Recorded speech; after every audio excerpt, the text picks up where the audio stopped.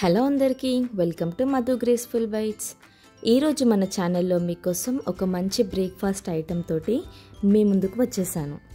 ఎంతో రుచికరమైన మినపగారెలు ఎలా ప్రిపేర్ చేసుకోవాలో సింపుల్ వేలో ఈజీగా చూపించబోతున్నాను. చాలామంది గారెలు అనేసరికి ఎక్కువ ఆయిల్ ఉంటుంది, అలాగే షేప్ సరిగా రాదు అనేసి చాలా అంటారు కదండి. ఇక్కడ నేను సింపుల్ వేలో పర్ఫెక్ట్గా చూపించబోతున్నాను. ఇక్కడ నేను చేసేది కూడా పొట్టు మినపపప్పుతోటి చాలా హెల్దీ, అలాగే చాలా చాలా టేస్టీగా ఉంటుంది. మీరు కూడా ఈ వీడియో ఒక్కసారి కంప్లీట్గా చూసి మీరు మీ ఇంట్లో తప్పకుండా ట్రై చేయండి.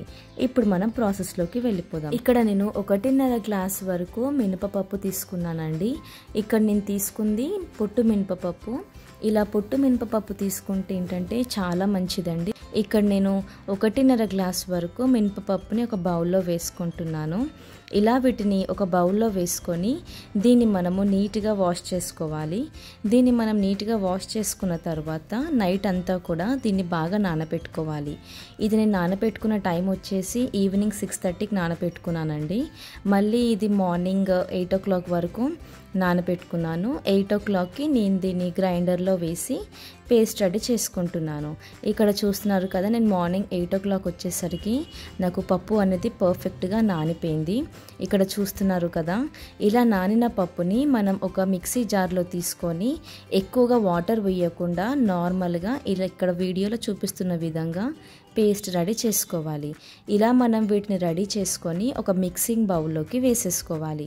ఇలా ఇక్కడ నేను అంతా కూడా పిండి రెడీ చేసేసుకున్నానండి. ఇప్పుడు గారెలోకి నేను 2 మీడియం సైజు ఉల్లిపాయలు, అలాగే 4 పచ్చిమిర్చి, కొద్దిగా అల్లం ముక్క, కొద్దిగా కొత్తిమీర, అలాగే కొద్దిగా కరివేపాకు, ఇలా వీటిని చిన్న చిన్న ముక్కల్లాగా కట్ చేసుకొని ఈ గారెల పిండిలోకి వేసేసుకోవాలి.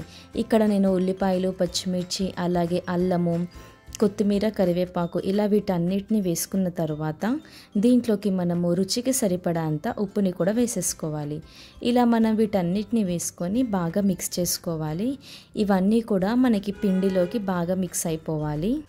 ఇలా మనము వీడియోలో చూపిస్తున్న విధంగా ఉల్లిపాయలు అలాగే పచ్చిమిర్చి బాగా కలిసేలాగా మిక్స్ చేసుకొని పక్కకు పెట్టేసుకోవాలి. ఇప్పుడు మనము గారెలు వేయించుకోనికి స్టవ్ ఆన్ చేసుకొని బాండి పెట్టుకొని ఆయిల్ వేడి చేసుకోవాలి. ఇక్కడ మనము ఒక బౌల్లో వాటర్ రెడీ చేసుకోవాలి, అలాగే పిండిని తీసుకోవాలి. ముందుగా మనము వాటర్ తోటి చేతులని తడి చేసుకోవాలి. ఇలా తడి చేసుకున్న చేతులతోటి మనము పిండి ఇలా కొద్ది కొద్దిగా తీసుకొని మన చేతిలో పెట్టి ఇలా దీన్ని స్ప్రెడ్ చేసుకున్న తర్వాత మధ్యలో చిల్లు పెట్టుకొని ఇలా మనము ఆయిల్లోకి వేసేసుకోవాలి. ఇలా గారెలన్నీ వేసుకొని మనము హై ఫ్లేమ్ పెట్టకూడదండి, మీడియం ఫ్లేమ్ పెట్టుకొని లోపల కూడా మంచిగా ఉడికేలాగా దీన్ని మనము వేయించుకోవాలి. ఇక్కడ చూస్తున్నారు కదా, ఒకవైపు మనకి మంచి రంగు వచ్చిన తర్వాత ఇంకొక వైపు మనం తిప్పుకోవాలి. ఇక్కడ చూస్తున్నారు కదా, నాకు పర్ఫెక్ట్గా ఇవి వేగిపోతున్నాయి. ఇలా మనము మంచి రంగు వచ్చేంత వరకు అన్నీ కూడా బాగా వేయించుకోవాలి.